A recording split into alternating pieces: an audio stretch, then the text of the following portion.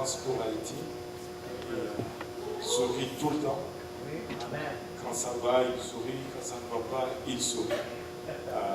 Je sais que presque tous nos Haïtiens regardent à lui. Et il dirige notre église fille à Montréal-Nord. Là également, ils sont en train de voir une croissance extraordinaire. Amen. Extraordinaire.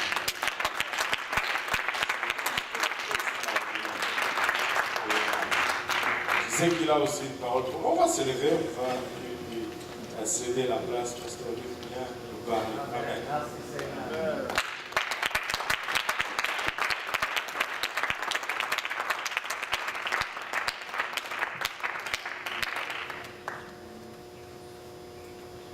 Gloire à Dieu tout le monde. Alléluia. Je ne sais pas même quoi dire. C'est vraiment un honneur, grand privilège d'être ici. C'est un grand homme de Dieu partout. Spécialement mon pasteur qui m'a confié encore ce grand travail vers de Montréal. Je rends grâce au Seigneur pour cela. Le Seigneur est vraiment grand et puissant.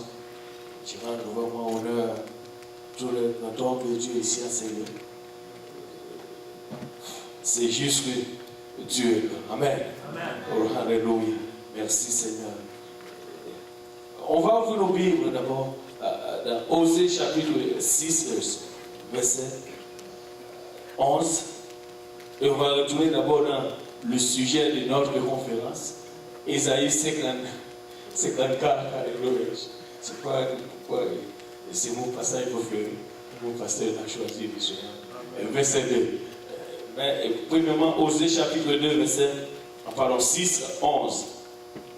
À toi aussi, Judas, une moisson est préparée quand je ramènerai les captifs de mon peuple. Isaïe 54, verset 2. Élargis l'espace de ta tente, qu'on déploie la couverture de ta demeure. Ne retiens pas, allonge tes cordages et affermis tes pieds.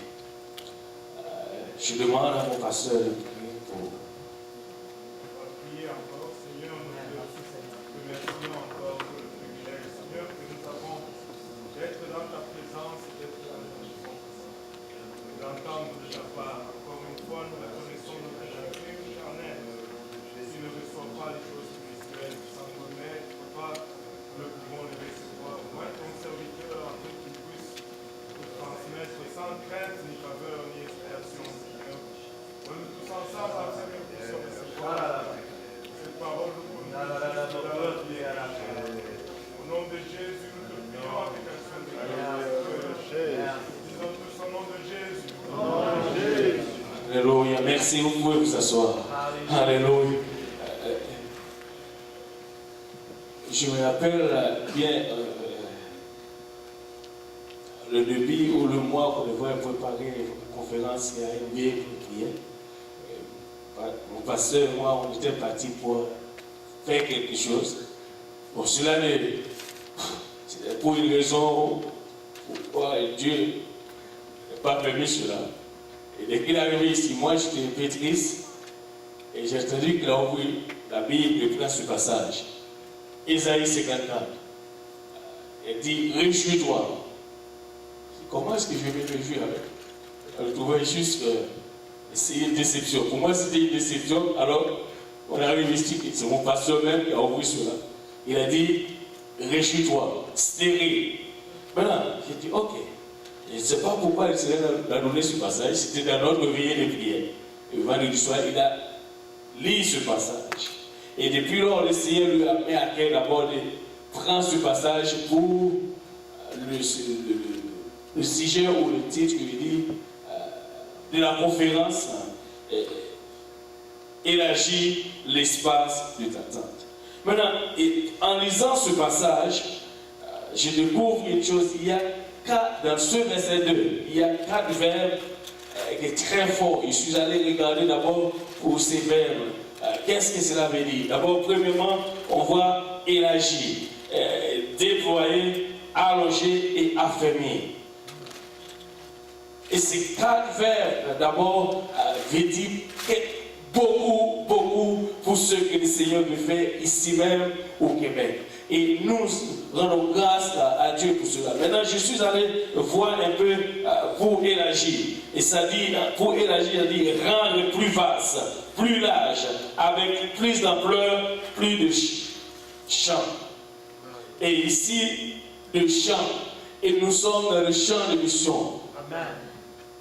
Et là où le Seigneur veut faire plein de choses un peu partout à travers nous. Et ici au Québec, non seulement sur le champ de mission, mais tu vois que le Seigneur amène des gens partout. Premièrement, le Seigneur a choisi notre pasteur. Alléluia, du Congo, il l'a amené ici. Alléluia, et le Seigneur est en train d'utiliser puissamment. Maintenant, ce n'est pas seulement pour le Québec, c'est pour le monde. Et le Seigneur a fait de cela. Et non seulement le Seigneur a fait de cela, amène aussi le pasteur Grant. Un anglophone pour l'œuvre francophone. Et ce que le Seigneur a fait, c'est tellement puissant, établir une école biblique pour préparer, alléluia, les enfants de Dieu pour les. Alléluia. Et nous ne voyons pas cela à la légère. Nous ne voyons pas cela avec nos yeux. Il y a 2 façons de regarder cela: microscope et macroscope. Le microscope, c'est peut-être petit. Tu le vois petit. Mais nous devons juste rentrer dans le macroscope. Regarder cela avec les grands yeux. Parce que ce que le Seigneur veut faire, c'est grand. C'est beaucoup. Et c'est pourquoi c'est tellement grand, il nous a demandé maintenant d'élargir l'espace de notre temps. Maintenant, si je veux même, j'ai oublié, je veux même juste te donner un sujet à ce sujet. Vaincre nos limites. Vaincre nos limites. Et le plus souvent, ce qui arrête ou ce qui empêche l'œuvre de Dieu, c'est nos limites. C'est parce que nous voulons limiter Dieu d'abord dans notre capacité, dans nos pensées, surtout lorsque nous retrouvons, nous arrivons à une place où Dieu veut nous corriger, où Dieu veut changer quelque chose en nous. Là, nous voulons limiter réellement Dieu.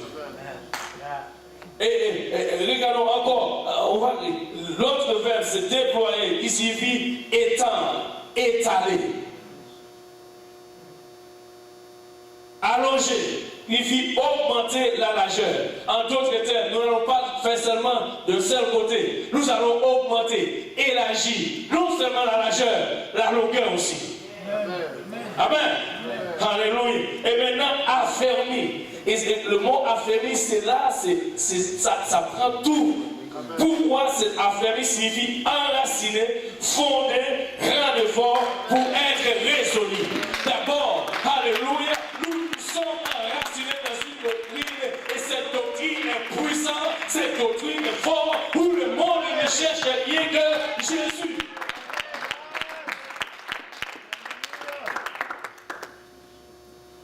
Dieu nous a donné d'abord tout ce que nous avons besoin pour ce réveil. Et ce réveil, ce n'est pas, moi je vais dire, non seulement pas la moisson. La moisson est mûre.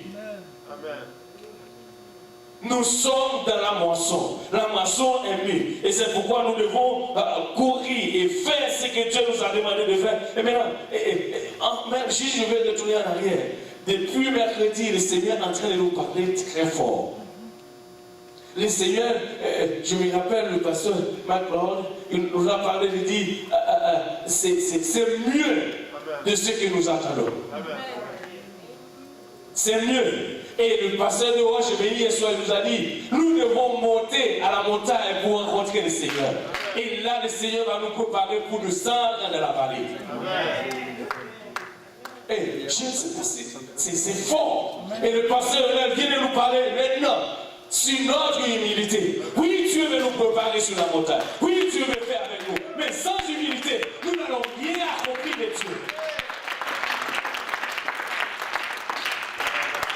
Et une autre chose, et moi je vais vous encore ajouter ici, vaincre. tes limites. Amen. Parce que si Dieu nous a appelés à la montagne pour faire quelque chose, nous n'allons pas limiter Dieu. Parce que Dieu ne va pas limiter dans ma conception. Dieu ne va pas limiter dans la conception de personne. Dieu est large, grand et puissant. Alléluia. Alléluia. Alléluia. Et le problème avec cela, c'est que nous pouvons limiter Dieu d'abord quand Dieu nous demande à sortir de notre zone de confort. Je fais quelque chose que je ne vais pas dire à mon pasteur, mais c'était. Anyway, je sais parce que.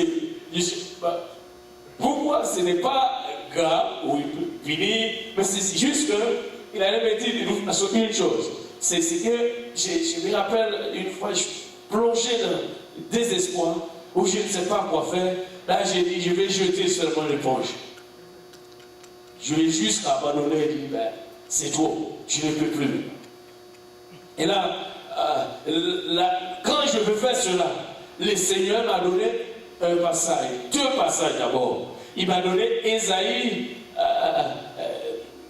41, verset 10. Si on peut chuter cela, il m'a donné Ésaïe 41, verset 10. Et il m'a donné aussi Ésaïe 43, 2. Attends. Voilà. Ne crains rien, car je suis avec toi. Ne prenez pas de regards inquiets, car je suis ton Dieu. Je te fortifie, je viens à ton secours et je te soutiens de ma gloire triomphante. Là où, savez-vous, quand le Seigneur m'a donné ce passage, je suis parti, je demande la permission de ma femme, je suis parti à l'église de Montréal-Nord à plusieurs reprises le vendredi soir. Je passe la nuit là-bas. Seul, je ne dis pas à mon pasteur parce que je sais qu'il allait me dire, parce que là-bas, c'est bon, le Seigneur nous a amené là-bas, mais c'est dangereux aussi. Parce que je ouvre la porte pour entrer, je suis en train de regarder s'il n'y a personne qui me regarde derrière. Parce que c'est dangereux, tu n'es pas trop sécurité. Mais je dis, gloire à Dieu, parce que le Seigneur nous amène toujours dans des endroits où là, il va faire son œuvre, mais aussi c'est dangereux. Parce qu'il a parlé à Jonas d'aller vers un peuple qui était mauvais et dangereux, et Jonas a changé face. Mais je vous dis, il y a une fois, mon pasteur est en train de dire, ok, maintenant, je commence à une église à Hochelaga, alléluia, les choses qui étaient à Hochelaga sont parties à Montréal-Nord, et il m'a regardé, il a dit, bonne chose, il m'a dit que nous.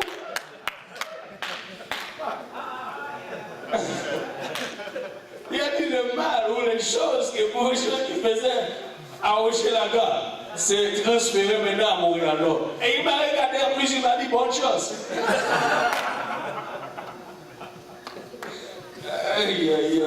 Ça fait peur. Mais écoute, alléluia, je ne suis pas là par moi-même. Je ne suis pas là pour faire ma volonté, mais je suis là pour faire la volonté de mon Dieu. Alors si Dieu nous a choisi à placer là-bas, c'est parce qu'il sait ce qu'il va faire et ce qu'il peut faire à travers moi là-bas. Et je ne vais pas me prendre cela pour acquis ou, alléluia, commencer à chercher la gloire, parce que la gloire, personne ne mérite la gloire, il n'y a que Dieu. Amen. Il n'y a que Dieu. Mais je sais que Dieu va faire. Alléluia. Et c'est pourquoi il nous a donné ce passage. Et cette conférence, je le dis, ce n'est pas une conférence ordinaire ou comme ça se fait. Et tu peux voir et ressentir cela depuis le début. Il y a toute une lutte pour. C'était très fort. Mais alléluia. Mais Dieu veut faire quelque chose. Là où Dieu veut agir, le diable dit, il veut prouver encore. Alléluia, il est fort. Mais je vous dis, notre Dieu est plus fort et plus puissant. Alléluia. Et c'est pourquoi une seule chose à faire. Dieu nous demande élargir l'espace de notre tente. Ce n'est pas, écoutez, en d'autres termes, chacun de nous a une tente. Amen. Regarde ce que Dieu demande. Ce n'est pas sa tente, c'est ta tente. Amen. En d'autres termes, et c'est pourquoi nous devons vers nos limites. Pourquoi? Pour laisser d'abord élargir l'espace de notre tente pour que Dieu puisse faire. Amen. Oh, alléluia. Pour nous battre nous-mêmes pour notre Seigneur Jésus. Pour que Dieu puisse faire. Alléluia. Et dans Colossiens, alléluia, chapitre 2, verset 6, 7, la Bible dit, Paul nous dit ici, alléluia, ainsi donc, comme vous avez reçu le Seigneur Jésus-Christ, marchez en lui étant enraciné et fondé en lui, affermi par la foi.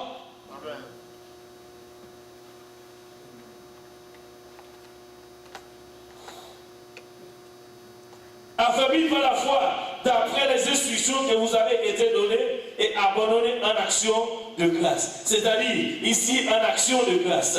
Que Dieu fait, qu'il ne fait pas, donne action de grâce. Fais, alléluia, honore Dieu, adore Dieu dans toutes les circonstances. Et Dieu va prêter, il va montrer sa gloire. Amen.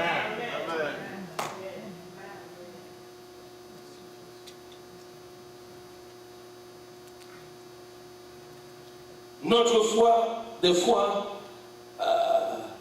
entraver l'œuvre de Dieu parce que nous avons de petites foi et Dieu veut faire de grandes choses.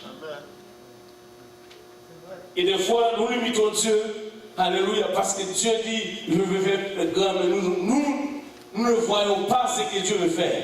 Et nous disons, mais non, Seigneur, alléluia, je sais, c'est ça que tu veux faire. Écoute, ce n'est pas là, alléluia, ma conception, ce n'est pas là la conception du peuple de Dieu, mais c'est ce que Dieu veut faire, c'est ce qu'il va faire. Peu importe qui tu es, peu importe d'où tu es, écoutez, une seule chose à faire, peuple de Dieu, si nous devons faire quelque chose pour Dieu, fais-le maintenant. Ne croyez pas cela demain. Fais ce que tu dois faire aujourd'hui. Si c'est aujourd'hui, tu dois enseigner le étude biblique, prends ta chatte, fais enseigner l'étude biblique. Écoutez, si c'est aujourd'hui, tu dois ouvrir ta bouche et parler à quelqu'un, parle-lui de Dieu. Parce que maintenant, regarde, le pasteur vient de te témoigner. Viens de nous témoigner d'abord ce que Dieu est en train de faire à Saint-Michel. Écoutez, moi je crois, Dieu nous a déjà donné cette église au nom de Jésus. Nous l'avons déjà. Parce que ce que Dieu m'a dit, nous allons baptiser des églises. Amen. Pas seulement les gens qui vont venir, mais des églises. Parce que nous avons la vérité. Et si nous avons la vérité, et c'est que cette vérité, la Bible dit, vous connaissez la vérité. Et la vérité vous affranchira. Amen. Alléluia. Les gens ne cherchent rien d'autre que la vérité. Et parce qu'il ne dit rien que la vérité. Dans 1 Chronique chapitre 29, la Bible dit ceci. Alléluia. Peut-être nous n'avons pas de la force, nous n'avons pas de pouvoir, mais notre Dieu, il a la force et il a le pouvoir. 1 Chronique chapitre 29, verset 12. C'est dans ta main que sont la force et la puissance. Et c'est ta main qui a le pouvoir d'agrandir et d'affermir toutes choses. Dieu peut faire toutes choses. Et alléluia. Et c'est lui qui a le pouvoir de faire. Il a dit alléluia. Et c'est pourquoi la gloire lui revient. C'est lui qui peut tout faire. Alléluia. Si nous nous mettons ensemble, écoutez, comme non seulement humilité, maintenant, ce que Dieu nous demande à faire, c'est d'allonger le codage. Maintenant, alléluia, comment nous allons allonger cela? Et notre pasteur, nos pasteurs, Dieu leur donne d'abord la vision, ce qu'ils vont faire pour allonger ce codage. Nous ne pouvons pas allonger seulement le codage en ayant des prédicateurs. Nous avons besoin de plus de prédicateurs pour se réveiller. Nous, parce que Dieu nous donne des visions, maintenant, ce qu'il prend, c'est nous les enfants. Nous devons nous soumettre et nous allier d'abord à la parole de Dieu. Et là, Dieu va commencer à ajouter. Pour allonger le codage maintenant, c'est ça demande plus de prédicateurs. Pour gagner ce réveil, nos pasteurs, alléluia, ils vont voir, ajouter. Et non seulement ajouter, d'abord, il faut que ce soit bien planté. Parce qu'ils ne peuvent pas aussi choisir quelqu'un et arriver à quelques moments où quelque part, il n'a pas affaibli, il reste quelque part et lève, tombe. Ça a pris quelqu'un. Et maintenant nous avons plusieurs frais de prédication. Pardon, je vais dire, bon, gloire à Dieu, Laval nous attend. Alléluia. Il y a Pierre Fond nous attend. Alléluia. Et au Rocher Naga, c'est déjà fait. Et nous croyons que Dieu est en train de faire son œuvre. Et je suis allé voir mon pasteur la fois dernière dans le bureau, il m'a dit, À Montréal, non seulement, nous devons avoir 10 églises là-bas. Je suis content. Alléluia. Nous allons travailler dessus. Nous devons faire ce que nous... Écoutez, si ça prend les jeunes, nous allons gêner. Écoutez, si ça prend les prières, nous allons prier. Mais là, c'est Dieu fait. Et il va le faire. Et je crois fermement, alléluia, sa parole. Savez-vous, c'est Dieu qui va le faire. C'est que la Bible, Ésaïe 55. Alléluia. Comme Kanamaï, comme Alessaï. Alléluia. Ésaïe 55, verset 11, 10, 11. Alléluia.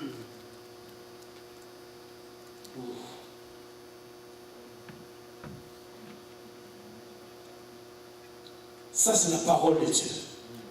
Alléluia. Comme la pluie et la neige descendent des cieux, n'y retournent pas sans avoir arrosé et fécondé la terre, et fait gemer les plantes, sans avoir donné la semence au semeur, et du pain à celui qui mange. Ainsi en est-il de ma parole qui sort de ma bouche. Elle ne retourne point à moi sans effet, sans avoir exécuté ma volonté et accompli mes desseins. Ça, c'est ce que Dieu dit. Dieu nous a demandé maintenant de faire quoi? Réjouir tout simplement, élargir l'espace de notre tente, et il va faire. Ça, c'est sa parole. En d'autres termes, il a dit, là où il n'y a pas des arbres, Dieu va envoyer des arbres. Maintenant, ce qui nous prend d'abord, c'est des jeunes qui doivent s'occuper de ces arbres. Nous devons nous mettre à la lettre d'abord et de voir ce qui nous manque. Qu'est-ce que Dieu nous demande à faire pour prendre soin de ces arbres? Parce que nous ne voulons pas, non seulement Dieu fait des arbres, mais il faut nourrir ces arbres. Amen. Amen. Amen. Il faut les nourrir. Parce que nous avons une vérité. Il y a plein de choses dans le monde ou dehors. Plein de sortes de religions. Et c'est pourquoi la Bible dit ici, ceci. D'abord, il y a une raison pourquoi que Dieu nous a donné. Nous avons cette vérité. D'abord, là où je suis, à Montréal-Nord, je suis au milieu même 3 autres églises. Devine quoi? De temps en temps, quelqu'un est venu et dit, à l'étude biblique, dit, mais on est passé, aller quelque part, on ne doute pas cela. On ne sait pas cela. Il n'y avait même pas des études. Mais écoutez, vous nous dites contraire et l'autre qui nous dit contraire. Car on nous croit, je le dis, regardez la parole de Dieu. Regardez, la Bible dit ceci. Le problème avec les autres, s'ils commencent à expliquer ou à donner les interprétations, leurs propres interprétations, dans 2 Pierre chapitre 1, verset 21, la Bible dit, ce n'est pas une question d'interprétation. La question c'est que, alléluia, si tu n'as pas l'esprit de Dieu, tu ne peux pas parler de Dieu. Écoutez, si les autres, là où ils prêchent l'évangile, est-ce qu'ils ont l'esprit de Dieu? Non, ils n'ont pas l'esprit de Dieu. Écoute, ils ne prêchent pas l'évangile. Parce que même avant cela, la Bible dit, car ce n'est pas une volonté d'homme qu'une prophétie a jamais été apportée. Amen. Mais c'est poussé par l'esprit. D'ailleurs, même les débuts de l'Église, les disciples devraient attendre le Saint-Esprit pour commencer d'abord à prêcher le message. Amen. Amen. Tu ne peux pas prêcher ce que tu n'as pas. Et tu dois prêcher ce que l'Esprit donne. Amen.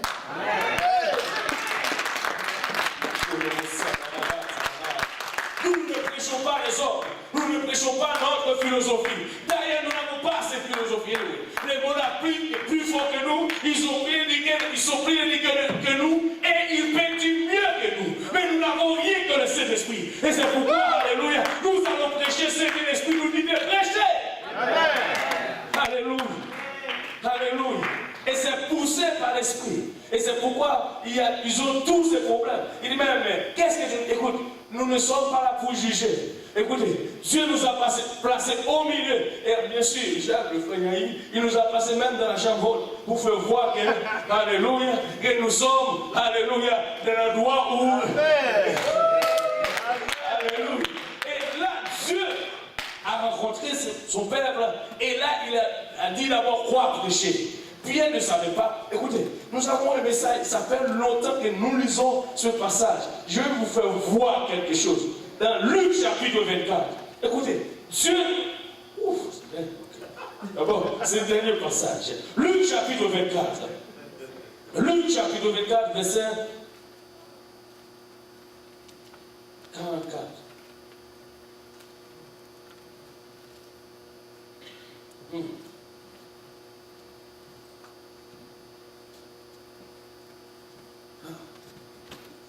Seulement verset 44. Et c'est puissant ce verset.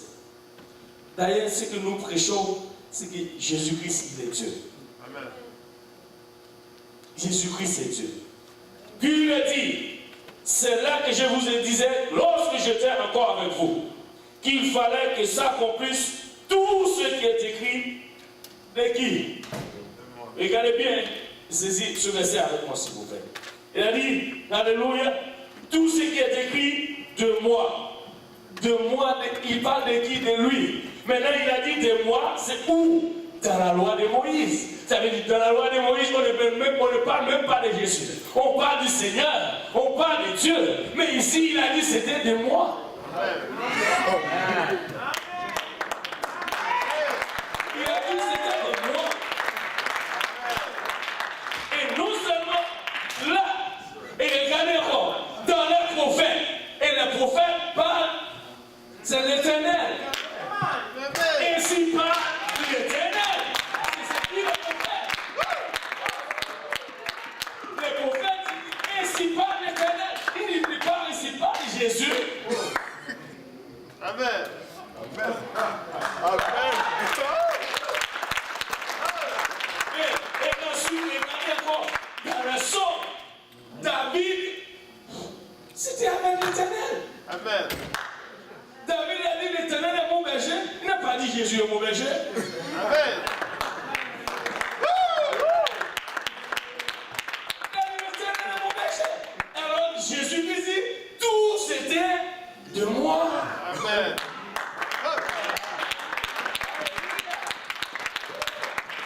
Alors c'est cette forte et puissante révélation que nous avons. Nous ne pouvons pas prendre cela pour tout. Amen. C'est une révélation, alléluia. Nous devons partager cela et publier cette parole. Jésus-Christ est Dieu. Amen. Et c'est pour cela, Dieu, il a fait cela en nous. Il nous a donné son Saint-Esprit avec lequel nous pouvons éteindre tous les traits enflammés du malin. Nous devons marcher, prêcher cette vérité. Alléluia. Comme Paul a dit, s'il y a la mort, que la mort vienne nous rencontrer là où nous prêchons la vérité.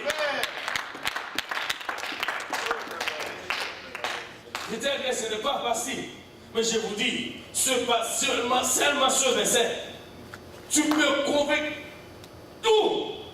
Parce que c'est Jésus qui parle et il parle ensuite avec ses disciples. Et il a dit à ses disciples, tout ce qui était écrit avant, c'était de moi. Alors que Moïse était sur la montagne, a rencontré Jésus. Moïse, Élie, il a rencontré Jésus. Pourquoi c'est Jésus? Parce que tous les prophètes parlent de Jésus. Parce que si c'était Jésus, c'est lui d'abord le commencement. Amen. Amen. Amen. Il n'y a pas une autre Dieu. Alors si la prophète nous parle de Jésus, ou on parle de moi, alors où est Dieu? Si ce n'est pas Jésus. En d'autres termes, et de là, regardez ce qu'il fait après le verset 45. Ça enlève toute excuse. Parce qu'il y a Philippe qui questionne, il y a d'autres qui questionnent. Et là, la Bible dit, alors, il leur ouvrit l'esprit afin qu'ils comprissent les Écritures. D'ailleurs, si les disciples, avec qui Jésus-Christ a passé tout ce temps, ont eu des problèmes pour comprendre les Écritures. Nous n'avons pas de problème à ces gens qui ne comprennent pas. S'ils ne comprennent pas les Écritures, depuis quoi? Nous allons prier pour eux, mais nous allons continuer à prêcher cette vérité que le Seigneur bénisse.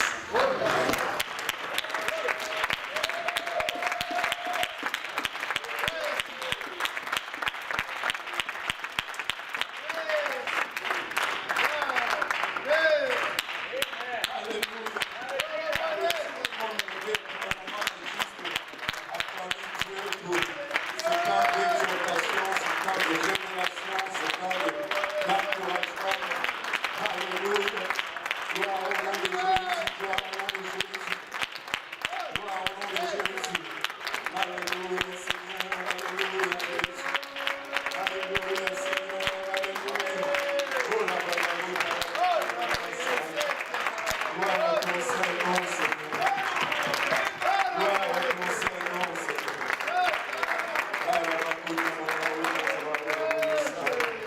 Alléluia. Alléluia. Wow. Amen. Wow. Alléluia. Amen.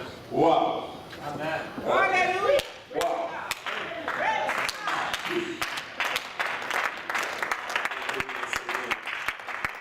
Alléluia. Vous savez quoi? Wow. Amen. Wow. Mais je pense que nous, on peut prendre le Québec. Amen. On peut prendre le Québec. Amen. On peut élargir le monde. La francophonie est à portée de nos mains. Alléluia. Nous pouvons vraiment avoir le réveil. Nous avons les gens, nous avons l'argent, nous avons... Amen. Amen. Amen.